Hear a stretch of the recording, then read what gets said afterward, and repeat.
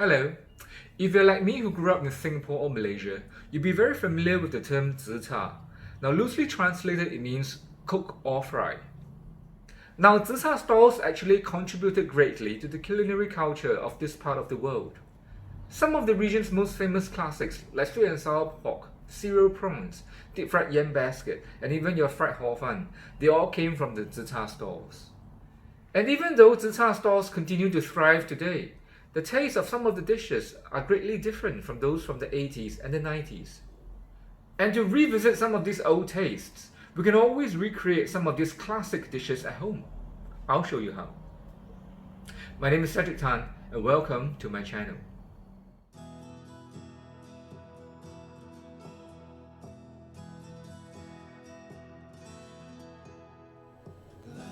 Okay, to be honest, you're not likely to find this soup in any Tze Char stalls in Singapore.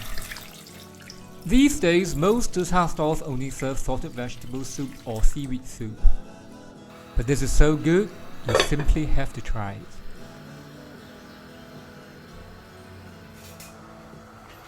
Yam is such a wonderful ingredient, and the best thing you can make with yam is doubtlessly this dish. You probably know by now I use my hands a lot in my cooking.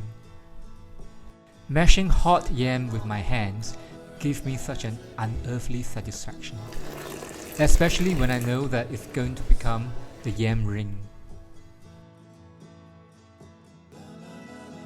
The first time I tried this dish was probably when I was 5 or 6, and it was such a big deal because this is not a dish that you have every time you go to the Tze Char stall. And my family never made it at home because we simply didn't know how to. I remember that when I was 14, my family decided that we should do this for reunion dinner that year. Did we succeed? Well, not exactly. Which is why we haven't attempted this dish for the next 20 years. But in the meantime, the same can be said of most Tze Char stalls featuring this dish in Singapore. To be frank, I haven't had a good one in decades. And oh boy, am I happy I finally made this again.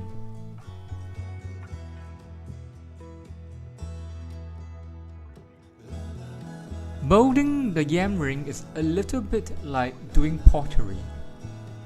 You want to make it in a metal bowl that you can spin around while it takes shape.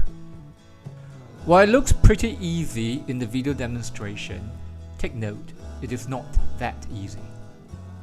You need to ensure that the consistency is just right. The yam cannot be too soft, nor can it be too hard. And you need enough wheat starch to glue it all together.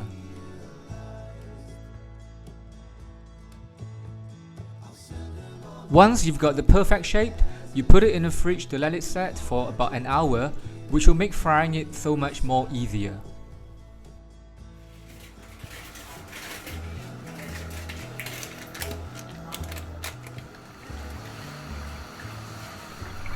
I've actually devised a very simple method for the hardest part of this operation. Via the aid of a simple piece of grease-proof paper. All you need to do is to slide the ring into medium hot oil with the grease-proof paper for about 15 minutes and you will have the perfect, most crispy yam ring ever. When you've gotten the consistency of the yam ring right, there's no way it's going to disintegrate in the oil. Very possibly, if your mashed yam is too wet or you did not add enough wheat starch, there might be disaster in the wok. Otherwise, frying this is a piece of cake. Yeah, the most exquisite yam cake you're ever gonna taste.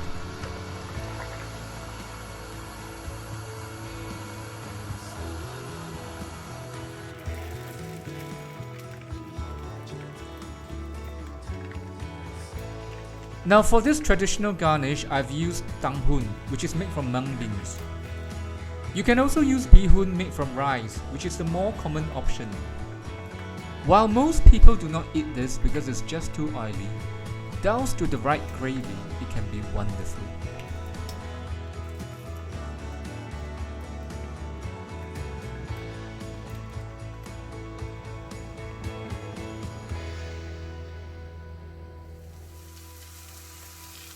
Now this is what constitutes the deluxe factor to this dish. You can use any vegetables you want for this dish, but I'll suggest something that's naturally sweet and crunchy. Like carrots, sweet pea, baby corn, and most importantly, water chestnuts. Because those buggers are so difficult to prep, it instantly says I love you to whoever's eating the dish. You can pair your chosen melange of vegetables with any meat or seafood of your choice. Some people would like to include prawns, others would choose scallops, but I personally feel that just boneless thigh meat would be perfect.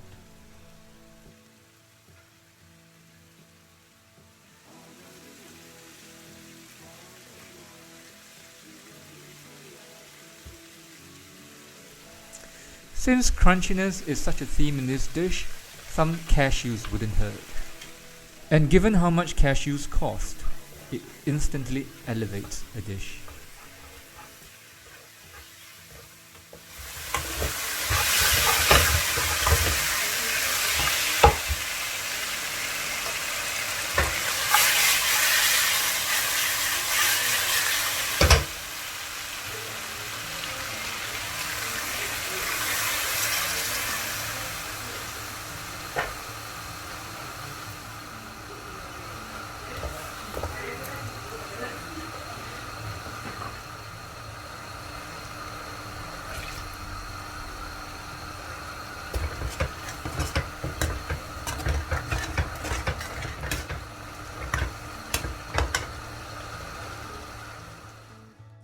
After all the work that's gone into this dish, you want to plate it at the table.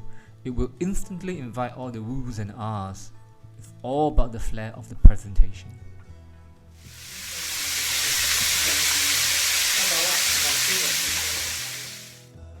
Now, I'm actually not a fish eater, and there's nothing I like to avoid more than prepping a fish carcass in my kitchen. So I'm really doing this for the benefit of the viewers, so please subscribe to our channel and watch and share our videos as regularly as you can. This dish is actually a classical Chinese fish dish and can be accomplished only if you own certain skill sets and a very sharp cleaver.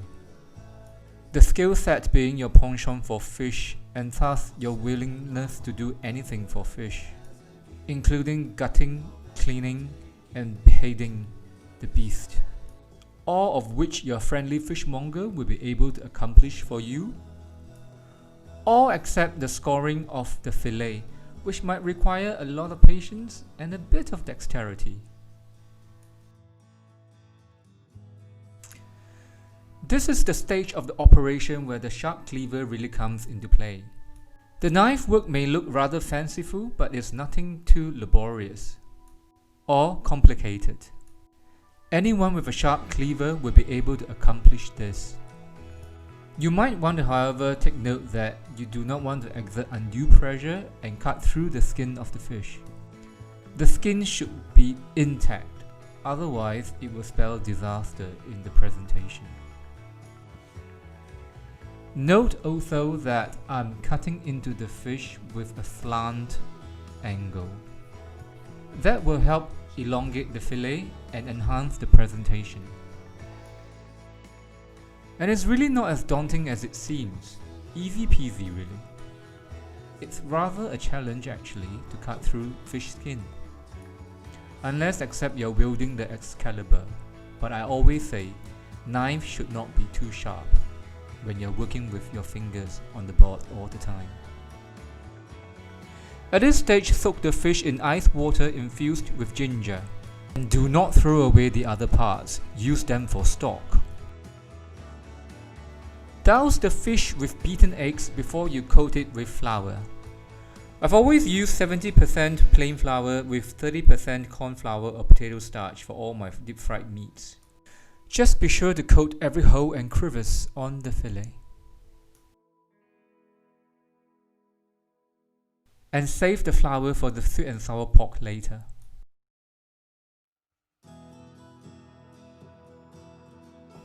Fish cooks easily, so you want to use medium-high heat for this dish. Some methods would dictate that you give the fillet a bath of hot oil with a ladle, but I have dispensed with that.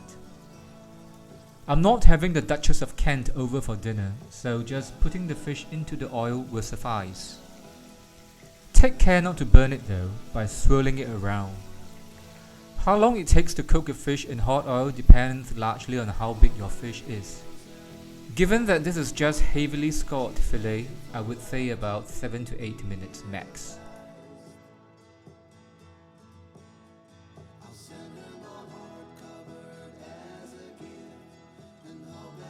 The reason why you swish the fish around in the hot oil is so that it doesn't get burnt in one particular area, especially at the bottom. And also, it's not fun just watching fish fry.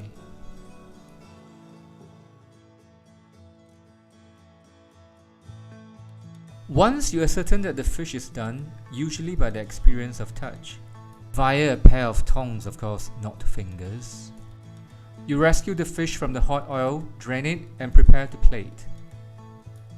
Steamed or fried, fish should always be served hot from the wok. Homemade pesto is the easiest thing. Just blend garlic with basil, cashew and olive oil and voila! Mama's pesto. Just don't tell Mama you've added chicken stock. I've decided on pairing this fish with pesto instead of the usual sweet and sour sauce because why not? Everything today evolves at Ferrari speed. It shouldn't surprise anybody that your humble Tze Char fish is now donning Italian colors. Not that humble actually, I've elected to use a grouper. And groupers are expensive. They are something of a Chanel of fish. Only the best, darling, only the best.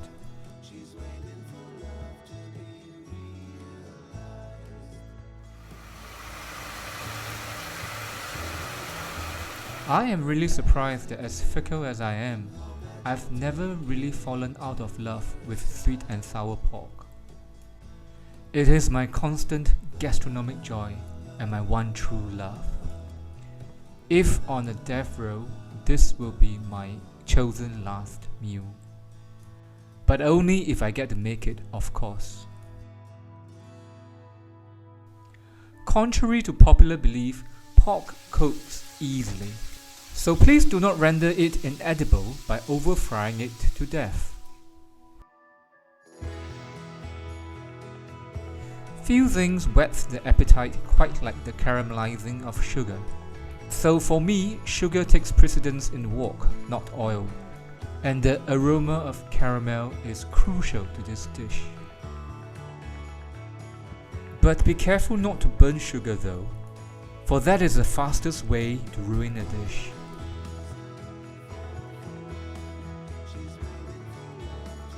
You commonly find tomatoes, pineapples and cucumber in this dish. Personally, to me that's an overkill. I'll usually use just tomato or pineapple. Together they're just a tad too busy. And my favour still lies with fresh pineapple. Always remember fresh pineapples and not from a can. If you do not have fresh pineapple, just use tomatoes.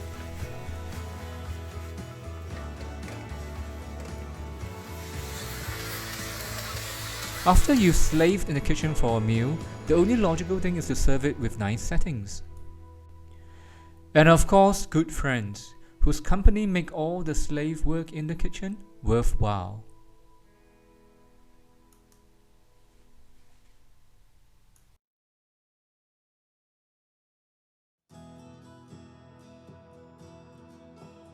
Of course, Tze Char takeouts will be a continuous part of our life here in Singapore.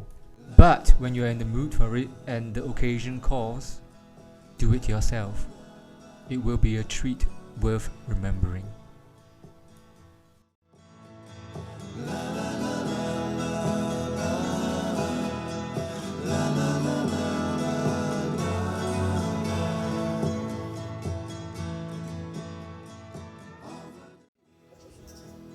Remember to join us for part 2 of Tze Char Classics, where we introduced you to more tempting treats from its noodles and rice menu.